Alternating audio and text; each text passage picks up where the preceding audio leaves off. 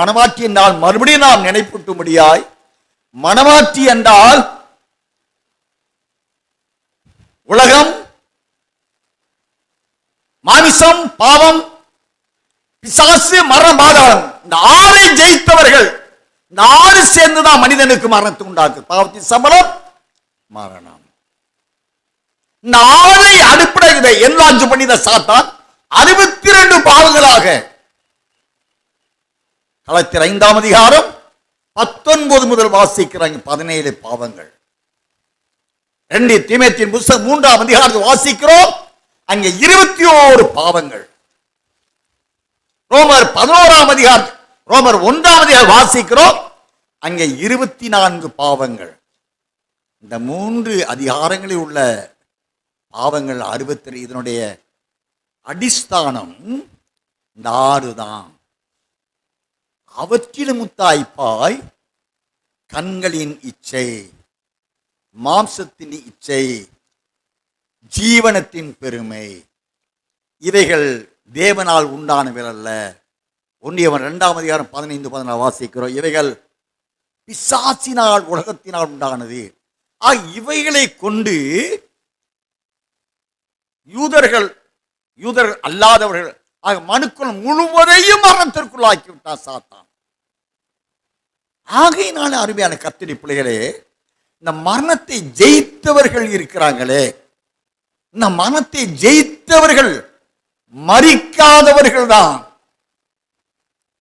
அவெல்லாம் சீயோனுக்குரியவர்கள், அவெல்லாம் மனவாட்டியானவர்கள். அப்படி என்றால் அந்த மரிக்காத நீதிமான்கள் எங்கிருந்து தேவன் எழுப்ப விரும்புகிறார்? புறஜாதிகளிலிருந்து எழுப்ப விரும்புகிறார். நாம் ரோமருக்கு எழுதிய நிருபம் 11ஆம் அதிகாரம் 25 முதல் வாசிங்களேன்.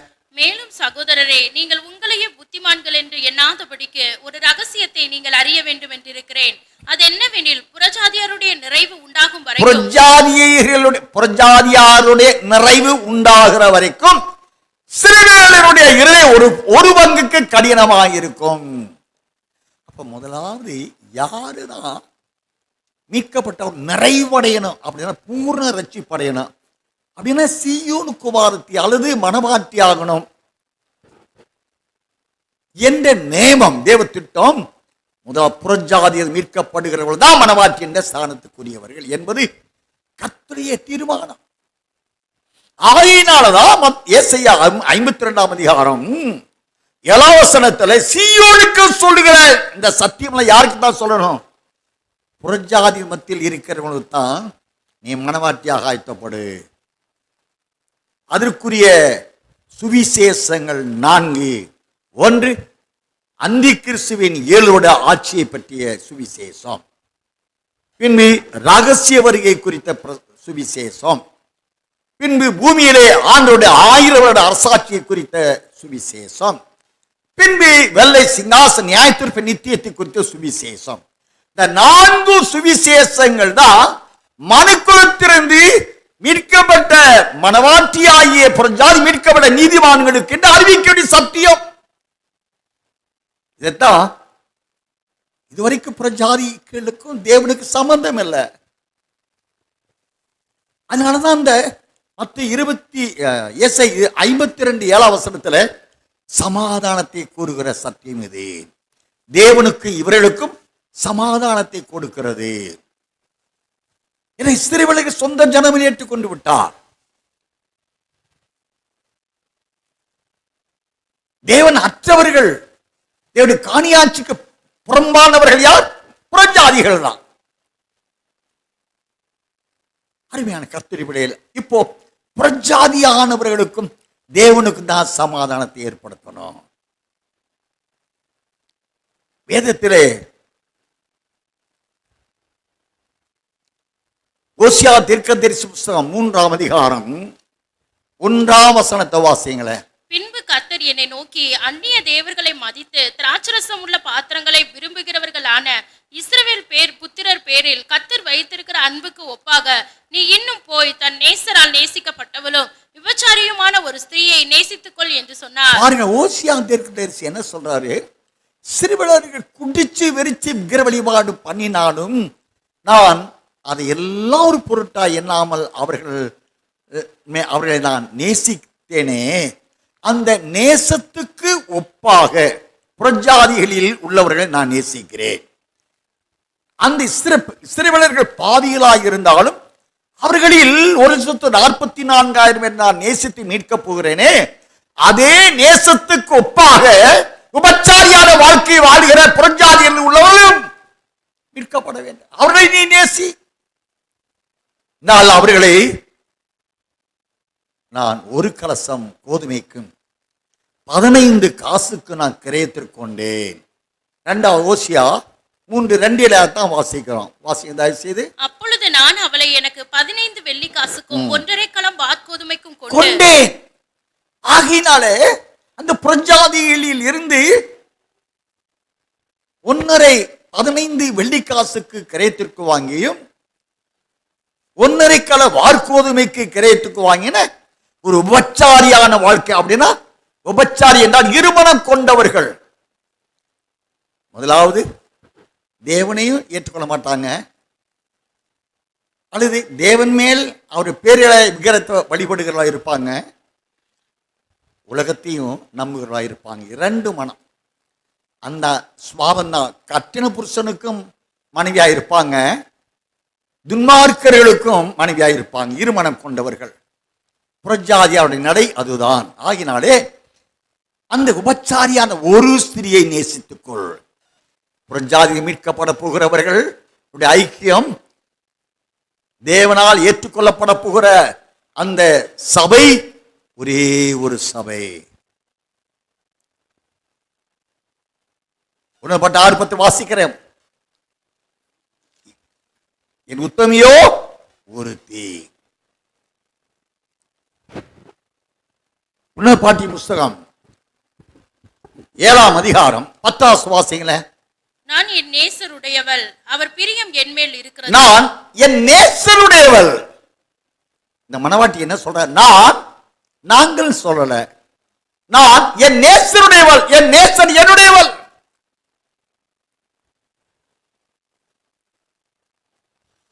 ஹல்லேலூயா. உன்னத பாட்டு 7:3 வாசிங்களேன். உன் 2 ஸ்தனங்களும் வெளிமானின் இரட்டை குட்டிகளுக்கு சமானமாய் இருக்கிறது. சோத்ரம் சோத்ரம். ஹல்லேலூயா.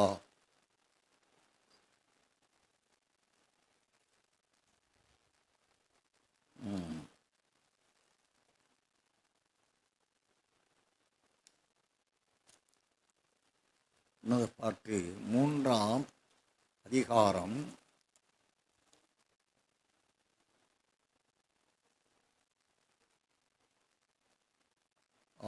2ஆம் அதிகாரம் 16 வசனம் வாசிங்களேன். என் நேசர் என்னுடையவர், நான் அவருடையவள், அவர் லீலி புஷ்பங்களுக்குள்ளே மேய்கிறார். உன்னத பாட்டு 7:10 நான் என் நேசருடையவள், அவர் பிரியம் என் மேல் இருக்கிறது. உன்னத பாட்டு 2ஆம் அதிகாரம் 16வது வசனம் என் நேசர் என்னுடையவர், நான் அவருடையவள். 2 பேரும் தேவனுடைய நேசத்துக்கும் மனவாளன் இயேசு நேசத்திற்கும் அவரால் நேசிக்கப்படுகிறவர்களுக்கும் இருக்கிற ஐக்கியம் பாருங்களேன். இவர்கள் இருவரும் ஒருவரை ஒருவர் நேசித்துக் கொள்கிற, ஒன்றித்துக் கொண்டு உறவாடக்கூடிய ஒரு அன்பு, பிணைப்பு, இணைப்பு, ஜீவிதம். ஆக புறஜாதி மீட்கப்படுகிறவர்களுக்கு அந்த மனவாட்டியானவர்களுக்கும் மனவாளனுக்கு இருக்கக்கூடிய ஐக்கியம் பாருங்களேன். என்னுடையவர், என் நேசர் என்னுடையவர், நான் என் நேசருடையவள். இந்த ஐக்கியம் புறஜாதிகளில் இருந்து நீதிமான்களை மீட்டு அவர்களை மனவாட்டியாய் சேர்த்துக் கொள்ள கடைசி நாட்களிலே அவருடைய நேசத்துக்கு உரியவர்களை அல்லது மனவாட்டியானவர்களை கூட்டி சேர்க்கும் காலம் எதுனா, நான் வாசித்த எசையா 52 அதிகாரம்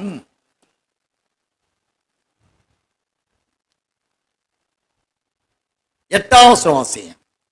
உன் ஜாமக்காரருடைய சத்தம் கேட்கப்படும், அவர்கள் சத்தமிட்டு ஏகமாய் கெம்பீரிப்பார்கள். ஏனென்றால் கர்த்தர் சீயோனை திரும்பி வர பண்ணும் போது அதை கண்ணார காண்பார்கள். கர்த்தர் சீயோனை திரும்பி வர பண்ணும் போது அதை கண்ணார காண்பார்கள். 7 வசனத்தபடி உன் தேவன் ராஜரீகம் பண்ணுகிறார் சீயோனுக்கு சொல்லுகிற சுவிசேஷம் சொல்லப்படுகிறது. அந்த சீயோனிலிருந்து அனுப்பப்பட்டு வந்திருக்கிற பரிசுத்தவான்கள் என்று எசையா 4 அதிகாரம் 4 வசனத்திலே நாம் வாசித்திருக்கிறோம். சீயோனில் மீதியாயிருந்து எருசலேமில் தரித்திருந்து ஜீவ புஸ்தகத்தில் பேரெழுதப்பட்ட எவனும் பரிசுத்தர்.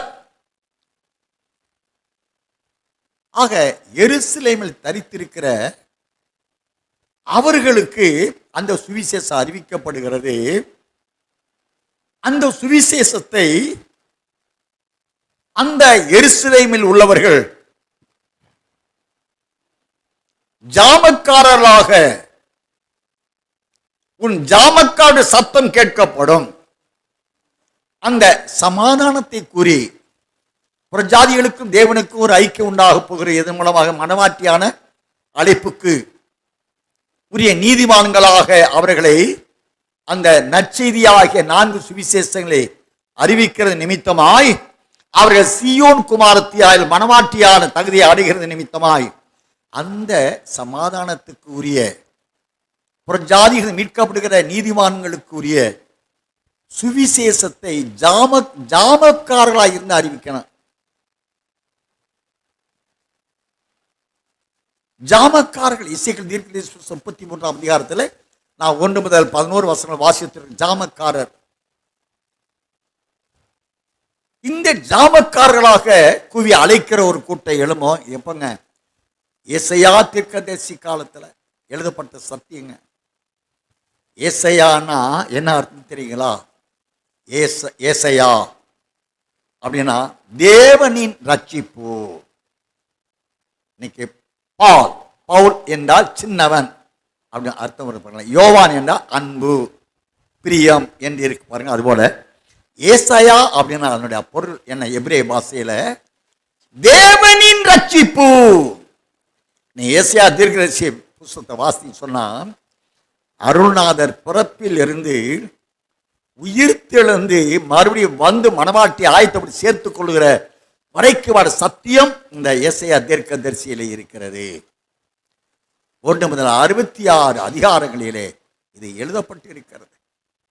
அருமையான கர்த்தருடைய பிள்ளைகளே, ஜாமக்காரர்கள் புறஜாதியின் மத்தியிலே உன் தேவன் ராஜரீகம் பண்ணுகிற உன்னை மீட்டு ரட்சித்து உன்னை மனவாட்டியை சேர்த்துக்கொள்ள வர ஜாதிகளுக்கு புறஜாதிகள் பாதிகளுக்கு ஜாதிக்குற மண்டலத்துக்கு அறிவிக்கிற ஜாமம் காக்கிறவர்கள் ஜாமக்காரர்கள் எழும்புவார்கள். அந்த காகல எக்கால துணியை கேட்கிற அவர்கள் எங்கே இருந்து அதை கேட்க தேவனுடைய சித்தம் உண்டா?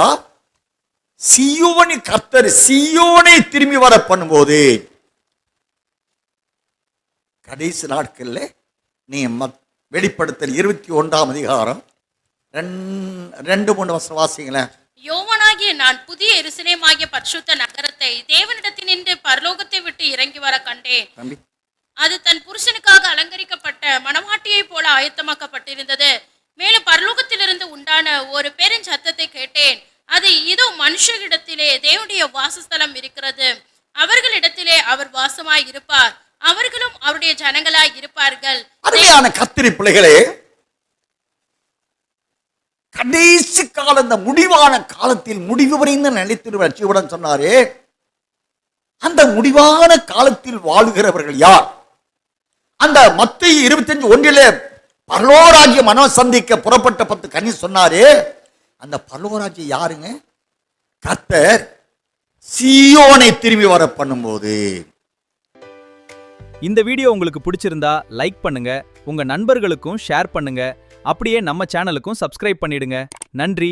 அடுத்த வீடியோவில் சந்திப்போம்.